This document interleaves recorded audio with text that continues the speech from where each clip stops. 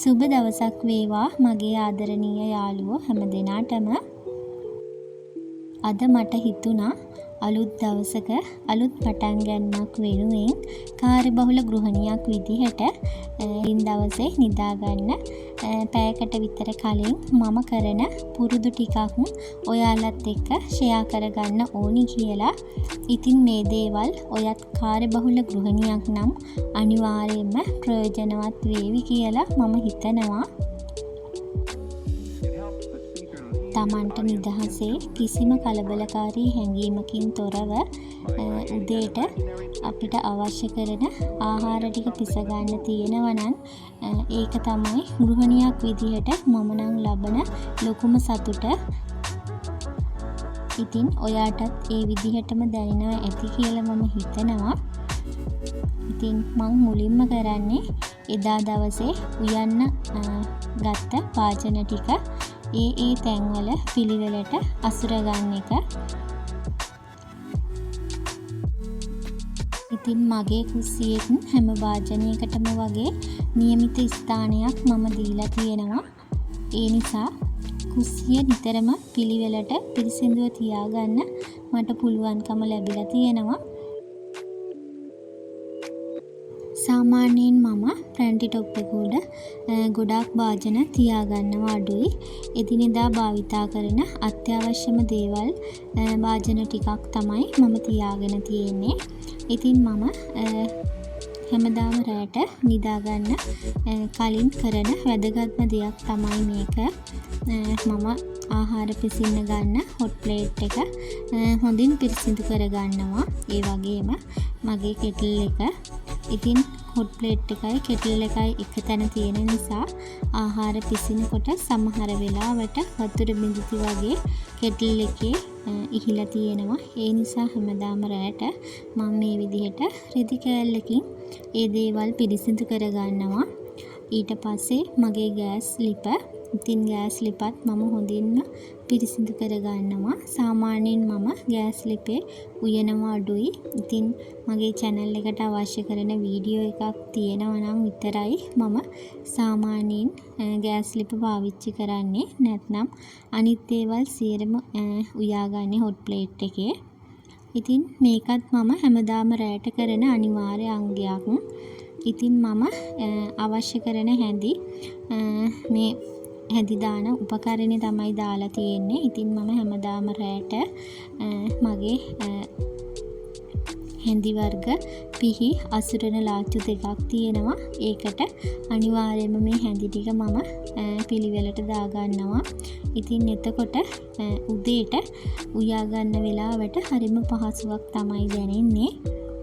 ඉතින් මේ විදිහට ලිප් එක පිරිසිදු කරගත්තට පස්සේ මම කරන්නේ ප්‍රැන්ටි ටොප් එක පිරිසිදු කරගන්න එක. ඉතින් සාමාන්‍යයෙන් උයනකොට ඉඳුල් පැල්ලම් එහෙම අපිට නොදැනුවත්ව හරි වැටිලා තියෙන්න පුළුවන්. ඒ නිසා හැමදාම රැට ප්‍රැන්ටි ටොප් එක මම ගොඩක්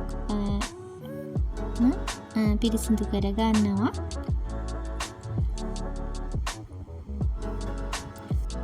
ඉතින් පුරුද්දක් විදිහට දෛනිකව මේ දේ කරන නිසාද මන්දා මගේ කුස්සියේ කැරපොත්ත හුණු වගේම කූඹි බෝවෙන ප්‍රමාණය ගොඩක් අඩුයි.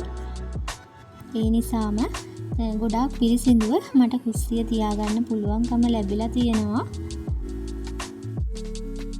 මේ දේ මම හැමදාම අනිවාර්යයෙන්ම කරනවා.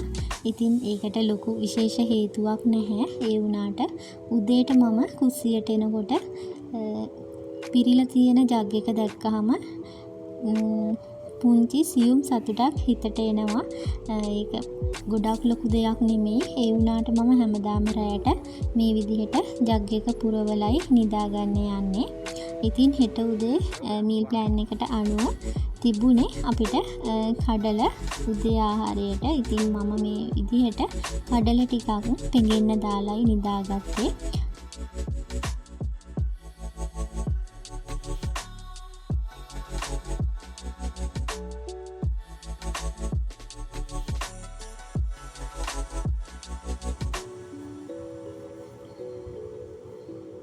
ඉතින් කඩල ටික මේ විදිහට හොඳට හොදලා වතුර එකේ පෙඟෙන්න දාගත්තා. ඉතින් උදේට අනිවාර්යයෙන්ම අපිට උදේට නැගිටලා කල්පනා කරන්න දෙයක් නැහැ. මම හැමදාම කියනවා වගේ මගේ වීඩියෝස් වල අපි මීල් ප්ලෑන් එකක් හදලා තියාගන්නවා නම් ඉතින් ගොඩක් ගෘහණියෝ අද මේ දෙයට නම් පෙළඹිලා ඉන්නවා.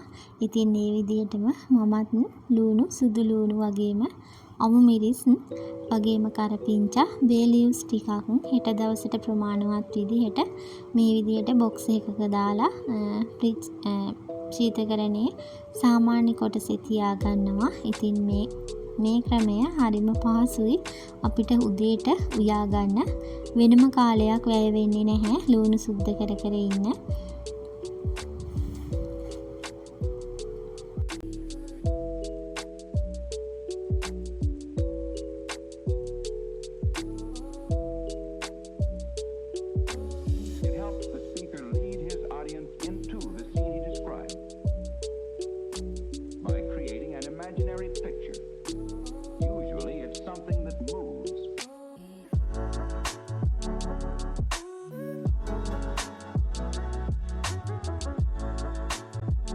මීල් ප්ලෑන් එකට අනුව හෙට මට උයා ගන්න තිබුණේ රතු වල කරියක් කිරට හදලා මල්ගෝව ටිකක් තෙල් දාලා චිකන් ටිකක් ටෙම්පරාදු කරලා කොළමැල්ලුමක් හදාගන්න.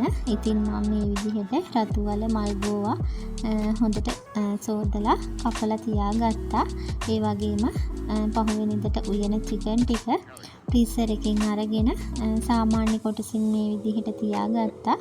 ඉතින් මම කොළමැල්ලුමට අවශ්‍ය කරන පොල් ටික මේ විදිහට ගාලා තියාගන්නවා. ඉතින් ඒක උදේට කොළමැල්ලුම හදනකොට හරිම පහසුවක් වෙනවා. ඉතින් සාමාන්‍යයෙන් අපි ගොඩක් පොල් ගානවා අඩුයි. ඉතින් අවශ්‍ය දෙයට විතරක් මම කලින් දවසේ පොල් ටිකක් ගාලා ශීතකරණයෙන් දාලා තියෙනවා. ලංකාවේ වගේ නෙමේ අපි ගොඩක් වෙලාවට පාවිච්චි කරන්නේ පොල් කිරිපිටි. ඉතින් මේ විදිහට මම හෙට දවසට අවශ්‍ය කරන පොල් කිරිපිටි ටික හොඳට උණු වතුර එකක දාලා හොඳින් කලවම් කරලා මේ විදිහට බෝතලයක දාලා ෆ්‍රිජ් එකේ දාලා තියෙනවා. ඉතින් ඒක හෙට මට උදේට උයා ගන්නකොට හරිම පහසුවක්.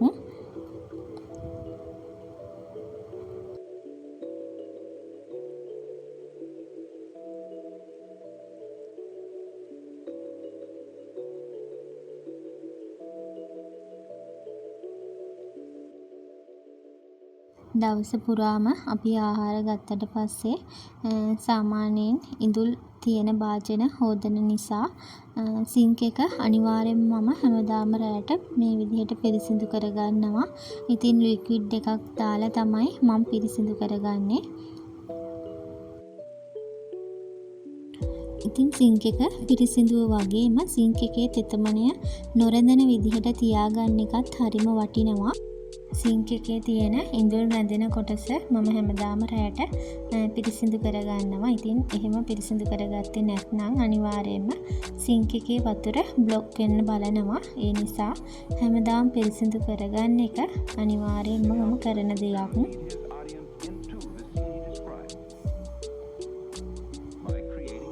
ඒ වගේම තමයි එදිනෙදා භාවිතා කරන අත්තිස්නා මම දවසින් දවස සෝදලා මාරු කරනවා. එහෙම නැත්නම් කුස්සියේ අපවිත්‍රතාවයට ඒකත් හේතුවක් වෙන්න පුළුවන්.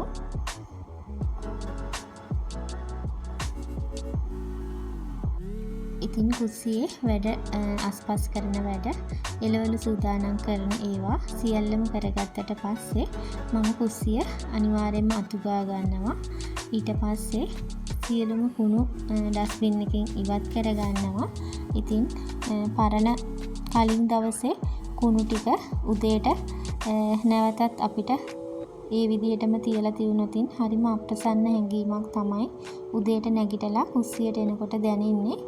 ඉතින් මේ විදිහට තමයි මම හැමදාමත් නිින්දට කලින් මගේ කුස්සිය පිරිසිදු කරගන්නේ. ඒ වගේම උදාවෙන් හෙට දවසට සූදානම් වෙන්නේ කොයිතරම් කාර්යබහුල ගෘහණියක් වුණත් ඔයාට පුළුවනි නම් මේ විදිහට රාත්‍රියේ නිදා ගන්න කලින් පැයක් විතර වැය කරලා මේ පුංචි දේවල් කරගන්න.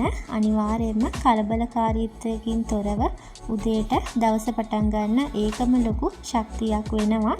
ඉතින් අදත් මගේ වීඩියෝ එකත් එක්ක එකතු වුණාට ඔයාට ගොඩාක් ස්තුතියි. එහෙනම් මගේ channel එක subscribe කරලා නැත්නම් අනිවාර්යයෙන්ම subscribe කරගෙනම යන්න. අදට ගිහින් එන්නම්. ඔයාට සුබ දවසක්.